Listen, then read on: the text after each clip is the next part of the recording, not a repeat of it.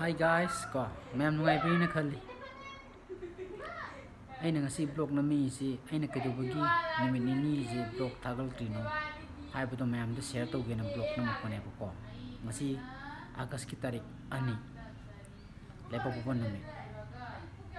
mamangi thangja tarik kuntra July gi si ji da koi nenehan hai bu da koi bagi masi han je koi hi koi yum gi da koi yum lonare duni ko yum lon makak chalaga leire kida leibu dune ba ko koi yum nakan dai ta ne thangna draga ju leibu koi ni han dune ba ko lei ki trije aduna maram moiraga aide wakan ji ipak function ba hai tare ko chai koi ni han lei ki da ba do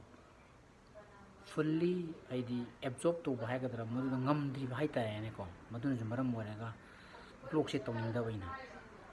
asem mu tarik kuntra gi ayuki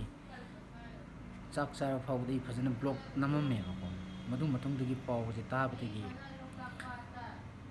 ai camera ju thanga tri camera ji nan degi dum stand dum mana aina thamgi ba jaga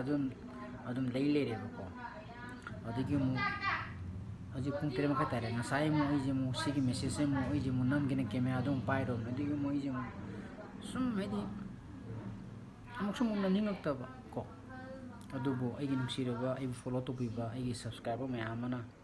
kai toroba jan nomini sure no madi dum lepati yawi dum nomini sure kai toroba jan ai bi khangning ba khoirang ba leram gane na khanba de ai ngasi gi blog se namaga mayamda aigi fivum do share to ge nai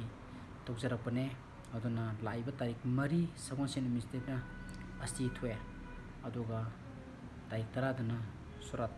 thwe ba ko aduna ai normal blog khai gatra madu do ai nimini humni gumba changi gatra khalle aina ko kaino da ingonda